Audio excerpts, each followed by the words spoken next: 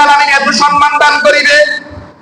যখন নবীজি মুহাম্মদ সাল্লাল্লাহু আলাইহি ওয়াসাল্লামের উম্মত আপনি ইন্তেকাল করেছেন, দুনিয়াতে কোনো পাপের কারণে, কোনো অন্যায়ের কারণে আপনি জাহান্নামী হয়ে গেছেন। আপনি কি হয়ে গেছেন?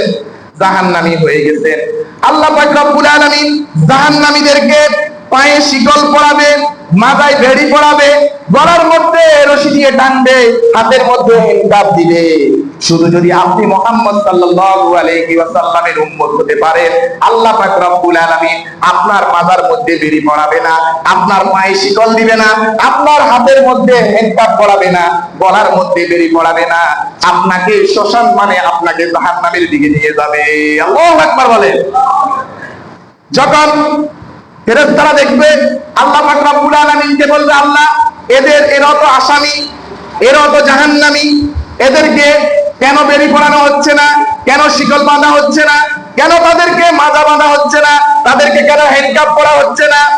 আল্লাহ পাক রব্বুল আলামিন বলল, ফেরেশতারা চুপ থাকো, চুপ, এরা হলো আমার প্রিয় হাবিবের উম্মত, কিন্তু ভুলবশত তারা দুনিয়াতে কিছু ভুল করেছে, এজন্য তারা জাহান্নামী হয়ে গেছে। মালিক ডাক দিয়ে বলবে, জাহান্নামের যিনি দারোগা, যিনি হবেন দারোয়ান, তিনি নাম হচ্ছে মালিক। মালিক বলবে, আল্লাহ এত সম্মান তাদেরকে কেন দান করেছেন? এই জন্য আমি তাদেরকে দান করেছি, এরা হলো সম্মানিত নবীর সম্মানিত উম্মত। সুবহানাল্লাহ বলে। যখন তাদেরকে জাহান্নামের কাছে নিয়ে যাওয়া হবে, মুহাম্মদ সাল্লাল্লাহু আলাইহি ওয়াসাল্লামের উম্মতদের জাহান্নামে দেওয়া হবে, আল্লাহ পাক রব্বুল আলামিন বলবেন, আমার এই বান্দারা দুনিয়াতে থাকতে একদিনের জন্য হলেও আল্লাহর ঘরের দিকে এগিয়ে এসেছে, এই পায়ের মধ্যে শিকল পরানো যাবে না। একদিনের জন্য হলেও আমাকে সিজদাতে নত হয়েছে, তাদের গলার মধ্যে বেড়ি পরানো হবে না। একদিনের জন্য হলেও আমার কাছে হাত তুলে সাহায্য চেয়েছে, এই হাতের মধ্যে তাদেরকে হেলকাপ পরানো যাবে না, এই জন্য যাবে না। যখন জাহান্নামে তাদেরকে ফালাই দেওয়া হবে, তারা সবাই চিৎকার করতে থাকবে, লা ইলাহা ইল্লাল্লাহ মুহাম্মাদুর রাসূলুল্লাহ, ইয়া রাসূলুল্লাহ, ইয়া রাসূলুল্লাহ, ইয়া রাসূলুল্লাহ। জাহান্নামের আগুন তাদেরকে ধরতে আসবে, সাথে সাথে উম্মতরা বলবে, ইয়া রাসূলুল্লাহ, জাহান্নামের আগুন আবার চলে যাবে।